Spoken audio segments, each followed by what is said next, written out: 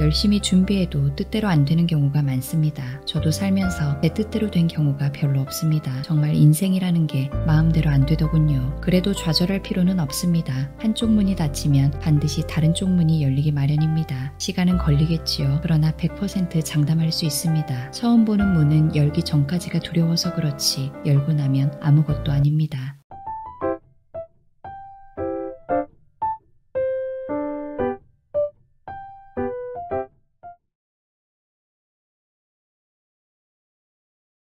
최고의 퇴사를 위한 5가지 준비사항.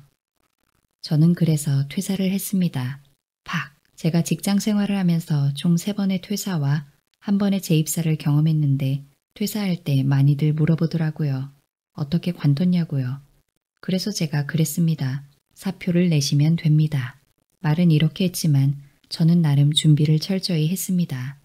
퇴사를 한 다음에는 제 인생을 살아야 했으니까요. 퇴사는 스스로 해야 좋지 떠밀려 나오면 씁쓸합니다. 박수칠 때 떠나라는 이야기입니다. 그런데 남들은 안 쳐줄 겁니다. 본인이 손뼉 치면서 나오면 됩니다. 제가 어떻게 퇴사 준비를 했는지 궁금하실 것 같아 몇 자 적어보려고 합니다. 여러분도 참고해 보시면서 꼭 퇴사의 꿈을 이루시길 바랍니다. 첫째, 퇴사일을 정해라. 우선 퇴사일을 미리 정합니다. 예를 들면 2020년 12월 31일에 퇴사를 하겠다. 이런 식입니다. 퇴사일을 정하는 것이 중요한 이유는 그 날짜에 맞춰 무조건 준비를 마쳐야 하니 나태해지지 않기 때문이죠. 기간을 정하면 퇴직금도 대략 계산해 볼 수 있습니다. 이왕이면 최대한 많이 받는 게 좋으니 인사팀이나 총무팀에 자세한 사항을 문의해 보는 게 좋습니다. 괜히 퇴직금에 관해 물어봤다가 퇴사 준비하는 사람으로 찍히는 거 아냐 싶을 수 있지만 회사 내규나 조항을 잘 몰라서 받아야 하는 것도 제대로 못 받고 나오면 안 되겠죠. 정확하게 알고 있는 것이 중요합니다. 급여도 마찬가지입니다. 인사팀에서 알아서 잘 정리했겠지, 제대로 주는 거겠지 라는 생각은 버리시는 게 좋습니다. 급여도 누군가가 일일이 계산해서 산정하는 것입니다. 아시죠? 사람은 누구나 실수할 수 있다는 사실을요. 제가 다닌 회사는 한 달 업무 기간 중 하루만 일을 해도 한 달 급여의 50%가 나오는 곳이었습니다. 그래서 저는 퇴사일을 6월 3일로 정했고 6월 급여의 50%를 챙겼습니다. 퇴직금은 대부분 퇴직연금으로 운영되니 어떤 방식이 더 효율적일지 고민해보면 됩니다. 중요한 것은 언제 가장 많은 퇴직금을 받을 수 있는지 미리 확인해야 한다는 점입니다. 휴가와 연차도 잘 활용해야 합니다. 어떤 회사는 7월 전 퇴사자에게 정기 휴가를 주지 않기도 합니다. 퇴사 전 공식적으로 쉴 수 있는 일수가 제각각인 거죠. 연차는 소진을 안 하면 돈으로 주는 곳도 있으니 계산을 잘 해보면 됩니다. 무엇보다 중요한 것은 퇴사를 공공연하게 언급하면서 주변 동료들이 알게끔 해야 한다는 점입니다. 그래야 업무 난이도도 좀 조정되고 큰 프로젝트나 급한 일이 넘어오지 않습니다. 막말로 조금 개겨도 괜찮고요. 그런데 회사 내에서 업무적으로 반드시 해결해야 할 사안 또는 프로젝트가 걸려 있거나 시간을 들여 해결해야 하는 중요한 일이 있다면 마무리 짓고 나오는 것이 좋습니다. 그렇지 않으면 자칫 오해를 살 수도 있거든요. 예를 들면 이 문제를 해결 못해서 나간다라는 식의 오해 말입니다. 둘째, 최소 2년 정도 쓸 수 있는 돈을 준비해라. 퇴사 후 생활할 수 있는 돈을 마련해 두어야 합니다. 저 같은 경우는 2년 버틸 돈을 준비했습니다. 거기에 제가 차리고 싶었던 북카페 창업 비용도 함께 포함시켰고요. 예를 들어 저는 보증금을 포함해 카페 내부 인테리어비에 3천만 원 정도, 생활비는 월 300만 원 정도를 써야겠다 생각했습니다. 그럼 2년치 생활비 7,200만 원에 카페 창업 비용 3천만 원, 총 1억 원 정도가 필요하다고 본 거죠. 이 정도면 돈에 쪼들리지 않고 새로운 생활에 적응할 수 있겠다 싶었습니다. 물론 이 정도 돈을 가지고 있기도 쉽지 않죠. 저도 대출을 최대한 활용하고 퇴직금과 뚜렷한 목적 없이 가지고 있었던 연금, 보험, 청약 등을 정리해서 마련했습니다. 현실적으로 2년을 버틸 돈이 없다면 퇴사 시기를 늦춰 자금을 더 모아야 합니다.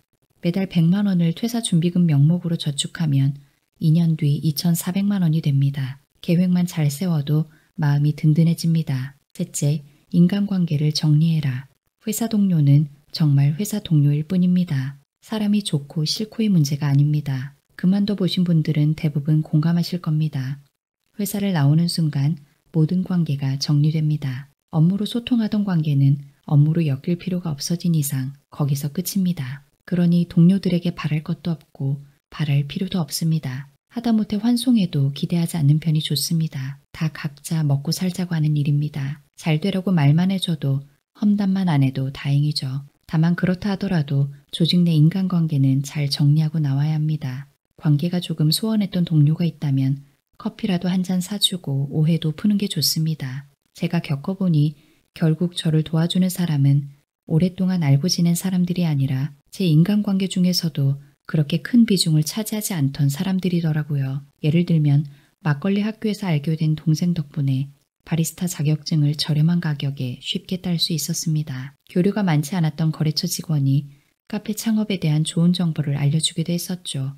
회사 다닐 때는 오며 가며 인사만 나눴던 선배님이 카페에 일부러 찾아오셔서 막걸리를 팔아주기도 했었고요. 뒤통수는 의외로 가까이에 있는 사람들이 칩니다. 어설픈 오해 관계를 깔끔하게 마무리 짓지 않으면 제가 없는 자리에서 저는 언제나 가장 최악의 인간으로 낙인 찍힐 수밖에 없습니다. 그런데 사람은 꼭 다시 만나게 되더라고요.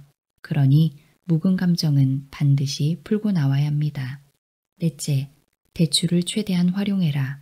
직장에서 얻을 수 있는 혜택 중 하나는 대출입니다. 특히 고정적인 급여에 대한 마이너스 통장은 반드시 개설해 활용하는 것이 좋습니다.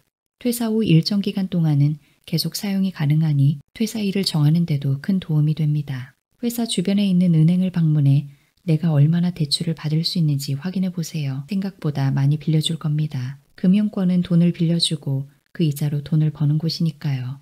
반드시 활용해야 합니다. 최근에는 정부 규제가 강해져서 이전보다 대출이 어려워졌지만 잘 살펴보면 돈이 나올 방법은 많습니다. 꼭 확인하셔야 합니다. 대출은 받아서 불안한 것이 아닌 자본주의 사회에선 반드시 활용해야 할 부분입니다. 제가 가장 좋아하는 말 중 하나가 이겁니다.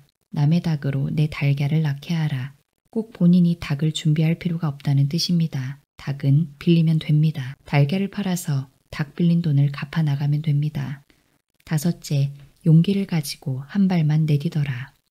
준비되지 않은 퇴사, 감정적인 퇴사는 100% 후회를 가져옵니다. 퇴사를 한다는 건 이제 남을 위해 사는 것이 아니라 나를 위해 살겠다는 것인데 무작정 나와버리면 다시 남을 위하여 살 방법을 찾을 수밖에 없습니다. 그래서 충분히 기간을 두고 퇴사 후 무엇을 할 건지 고민해 보아야 합니다.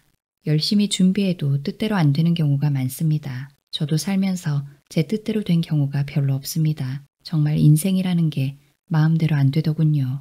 그래도 좌절할 필요는 없습니다. 한쪽 문이 닫히면 반드시 다른 쪽 문이 열리기 마련입니다. 시간은 걸리겠지요. 그러나 100% 장담할 수 있습니다. 처음 보는 문은 열기 전까지가 두려워서 그렇지 열고 나면 아무것도 아닙니다. 그런 게 인생입니다.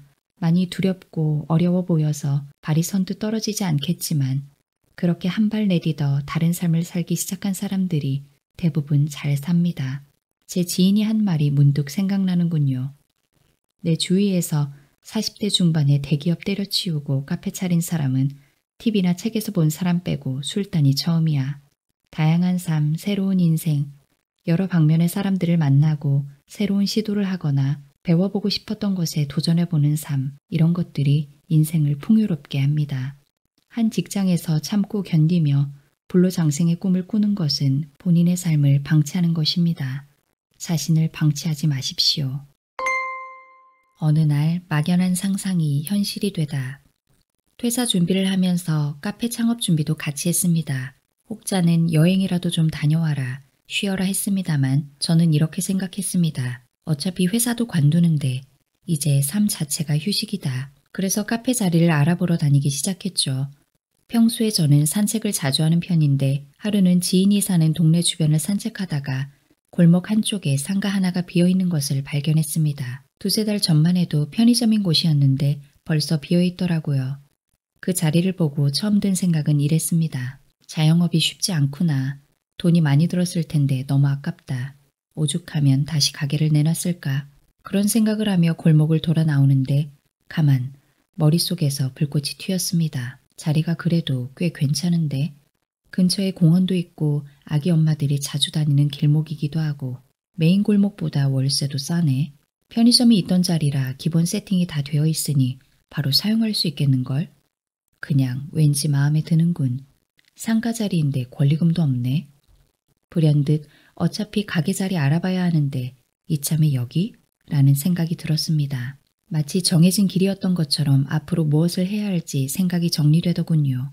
부동산에 바로 연락해 사장님과 함께 상가를 다시 한번 제대로 방문했습니다. 무언가를 시작하려고 할 때 보면 인연이라는 게 있습니다. 이 상가가 저에겐 그랬습니다. 카페 자리를 알아보려고 꽤 많이 다녀봤는데 어떤 자리는 가격은 싼데 이상하게 마음에 차지를 않고 어떤 자리는 다 좋은데 월세가 터무니없이 비싸더군요. 바로 전에 보았던 상가 자리도 입지는 무척 마음에 들었지만 월세가 비싸고 인테리어 비용이 많이 들어 아쉬웠는데 정말 우연히 이곳을 발견하게 된 겁니다. 게다가 편의점이 들어와 있던 자리라 기본 세팅이 다 되어 있었습니다. 전기, 바닥공사, 조명, 싱크대까지 말이죠. 이거다 싶었습니다. 처음 퇴사를 결심했을 때부터 막연히 가게를 하면 좋겠다. 커피와 막걸리를 팔아야지. 손님은 없어도 괜찮아. 알고 지내는 동네 이웃들이 오다 가다 들러주면 좋겠다 정도로 시작했던 상상이 조금씩 현실이 되고 구체화되기 시작했습니다. 살면서 그런 일 한 번쯤은 있지 않습니까?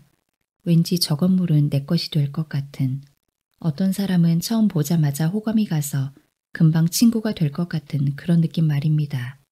이 자리를 처음 봤을 때 딱 그런 느낌이었습니다. 부동산 사장님은 만류했습니다.